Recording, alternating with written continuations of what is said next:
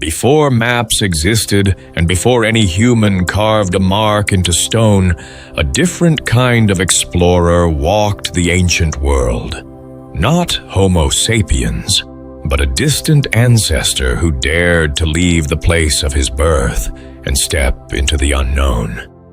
His name was Homo Erectus, and he would become the first great traveler in the story of humanity. He did not build cities, he did not write words, and he did not command empires. But he did something far more important.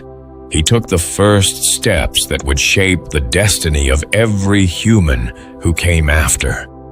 Around 2 million years ago, the world was a place of extremes. Brutal droughts, sudden floods, shifting landscapes, and predators that ruled the earth with teeth and claw. Life was not a journey. It was a constant struggle. In this harsh and unpredictable world, most species stayed where they were born, surviving moment to moment. But Homo erectus was different. Something inside him, curiosity, hunger, fear, hope, or perhaps all of them, pushed him to move, to search, to wander beyond the horizon. Homo erectus did not emerge suddenly. He evolved from earlier hominins who lived short, dangerous lives across the African continent. But Erectus carried something that set him apart: endurance. He was built not for speed, but for distance.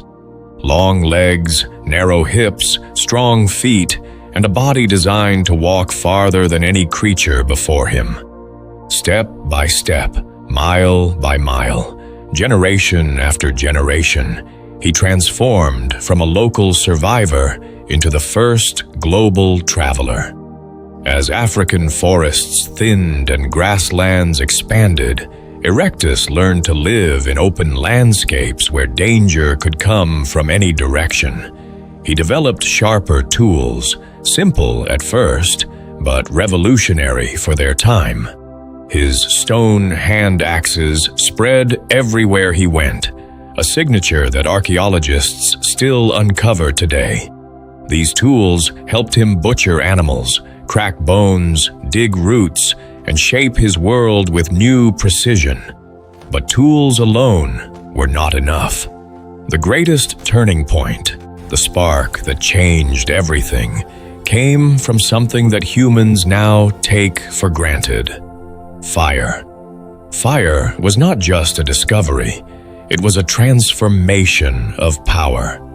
At first, Erectus feared it, watching lightning ignite dry grass and forests, watching flames devour everything in their path. But curiosity pushed him closer, and at some point, perhaps by accident, perhaps by courage, our ancestors learned to keep the flames alive. They carried burning branches from one place to another. They fed fire with wood, protected it from wind, and kept it glowing through the night. For the first time in Earth's history, a species was not shaped by fire, it controlled it. Fire turned darkness into safety, predators into shadows, and raw meat into nourishment. It made food easier to digest, allowing more energy to fuel the brain. It gave warmth in freezing nights and protection during long migrations. Around the fire, early humans gathered, shared warmth, and perhaps even the earliest sparks of culture. Fire was more than a tool. It was a companion, a guardian, a symbol of something humanity had never possessed before: mastery over nature. And with fire at his side, Homo erectus began his greatest journey. He expanded out of Africa, crossing deserts, grasslands, and savannas. He moved through the Middle East into Asia, down into Indonesia, and as far as China. Some groups reached Europe long before Homo sapiens ever existed. This made Homo erectus the first hominin to live across 3 continents. No species had ever migrated so far, spread so widely, or adapted so boldly. The world changed him, and he changed the world. In colder climates, he sought shelter in caves. In tropical regions, he learned to navigate dense forests and predators that struck from above. In volcanic landscapes, he learned to live among danger and opportunity. Everywhere he went, he left behind tools, ashes, and evidence of his resilience. Each environment tested him, shaped him, and forced him to innovate. But perhaps the most profound transformation came not from his body, but from his mind. Erectus began to show signs of social organization, traveling in groups, cooperating in hunts, sharing responsibilities, and protecting one another. These were not yet tribes, not in the modern sense, but they were early forms of community. Through cooperation, Erectus survived challenges that would have destroyed solitary creatures. Through unity, he endured climates and landscapes no other hominin had faced. Communication began to evolve. Not full language, but gestures, vocal tones, shared attention, and emotional signals that allowed groups to coordinate and bond.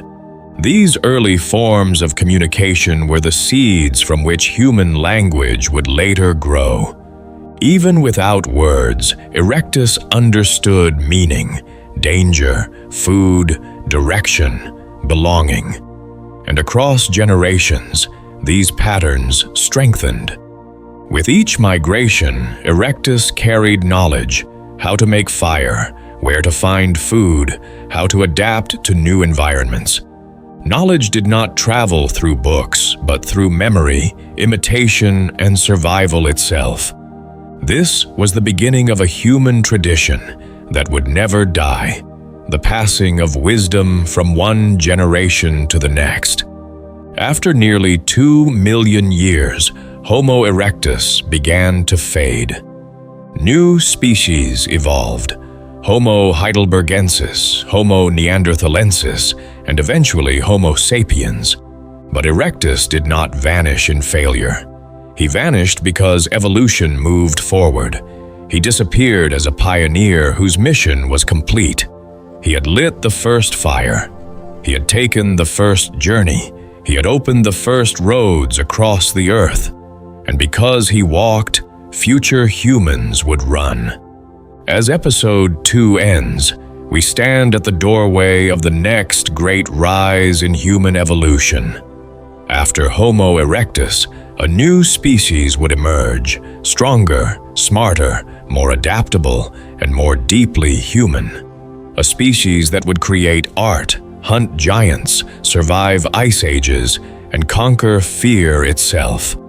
Join me in episode 3, where we witness the rise of Homo heidelbergensis, the ancestor who carried human ambition into the Ice Age and shaped the future of Homo sapiens. The journey continues,